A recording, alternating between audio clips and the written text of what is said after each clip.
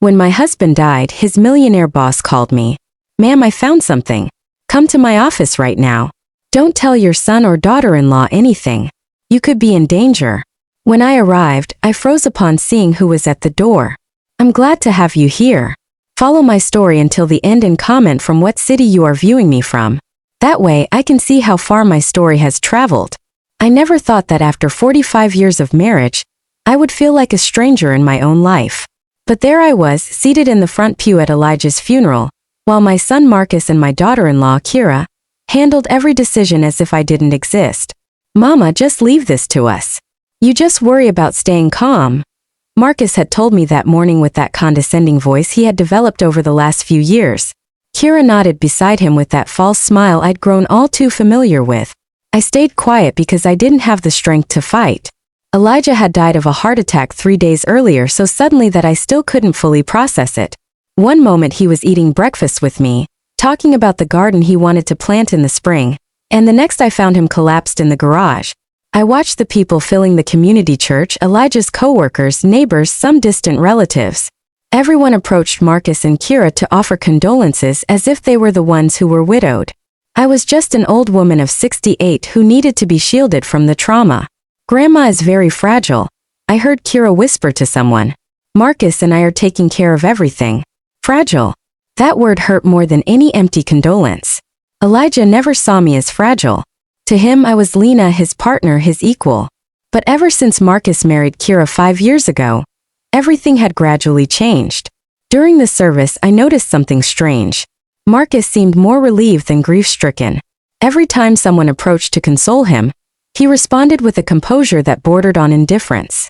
Kira, for her part, had tears in her eyes, but something about her expression felt calculated, as if she were putting on a performance. After the burial at the home Elijah and I had shared for so many years, people gathered for the lunch Kira had organized. I sat in my favorite chair by the window, watching my daughter-in-law run everything as if it were her own house. Lena, you should go rest, Kira suggested, approaching me with a cup of tea I hadn't asked for. It's been a very long day for you. I'm fine right here, I replied, but my voice sounded weaker than I intended. Marcus came over and sat on the sofa across from me. Mama, Kira and I have been talking. We don't think you should stay in this house alone. It's too big for you, and after what happened with Dad. My blood ran cold. What are you talking about? Well, Marcus continued, exchanging a look with Kira. There are some very nice retirement communities where you'd be safer with people your own age activities. I am not going to any nursing home, I said, feeling indignation give me strength I didn't know I had. Kira sat beside me, taking my hand with a softness I found unbearable. It's not a nursing home, Lena. They are elegant senior living facilities, and we could visit you every weekend. This is my home, I mumbled, but I already felt my resolve crumbling under their pitying gazes. The conversation was interrupted by the phone ringing. Marcus got up to answer it, and I could hear his voice from the kitchen, though not the exact words. When he returned, his expression had changed. It was someone from Dad's office, he said, looking annoyed. They wanted to talk to you about some paperwork. What paperwork? I asked. I don't know. I told him you were indisposed, that they could arrange anything with me. Something in his tone bothered me. Marcus, your father worked at that company for 30 years. If they want to talk to me about something, I have the right to hear it. Mama, don't worry about those things. We'll handle all the paperwork and legal affairs. That night, after everyone left and Marcus and Kira finally left me alone, I sat on the bed I had shared with Elijah for so many years. The house was too silent, full of memories that now felt distant. That's when my cell phone rang. The number was unfamiliar. Mrs. Lena Odom, a man's voice said on the other end of the line. I'm Theodore Vance, your husband's boss at Sterling and Grant Financial. Mr. Vance, I replied, recalling the name. Elijah had mentioned his boss several times, always with respect. Ma'am, I am so sorry for your loss. Elijah was an extraordinary man, and everyone at the office valued him immensely. Thank you, I murmured. There was a pause and then his voice became more serious. Mrs. Odom, I need to see you urgently. There's something you need to know about the last few months of your husband's life. Something important. My heart started beating faster. What kind of thing? I can't talk over the phone. Can you come to my office tomorrow morning? And ma'am, It is crucial that you don't tell your son or daughter-in-law anything about this conversation. Elijah was very specific about that. The air caught in my lungs. Why? What is going on? Please, Mrs. Odom, come tomorrow at 10 o'clock in the morning. Your husband asked me that if anything happened to him, I should make sure to speak with you, but only with you. The line cut off and I was left sitting in the dark holding the phone with trembling hands. Elijah had anticipated his death. He had left specific instructions, and for some reason those instructions included keeping Marcus and Kira out of the loop. For the first time since his death, I felt like my husband was talking to me from somewhere far away, telling me to pay attention, that this was not the time to be fragile.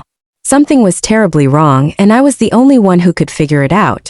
The next morning, I woke up with a determination I hadn't felt in months. For the first time since Elijah's death, I had a clear purpose. I dressed carefully, choosing the navy blue suit Elijah always said made me look elegant and strong. Marcus called early, as he had been doing since the funeral. How did you sleep, Mama? Kara and I were thinking maybe you should stay with us for a few days. I'm fine, son, I replied, trying to sound normal. In fact, I have to go out this morning. There was a pause. Go out where? My mind worked quickly. To the pharmacy. I ran out of my blood pressure pills. I can bring you the pills. You don't have to go out, Marcus. I can drive to the drugstore. I am not an invalid. His sigh was audible through the phone. All right, but be careful. And if you need anything, call us immediately. I drove downtown with my hands clenched on the steering wheel. The Sterling and Grant Financial Building was a 20-story glass tower that had always intimidated me a little. Elijah worked on the 15th floor in the internal audit department. The receptionist guided me to the executive floor where I had never been.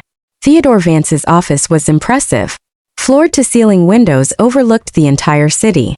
Mahogany furniture and a sense of power that permeated the air.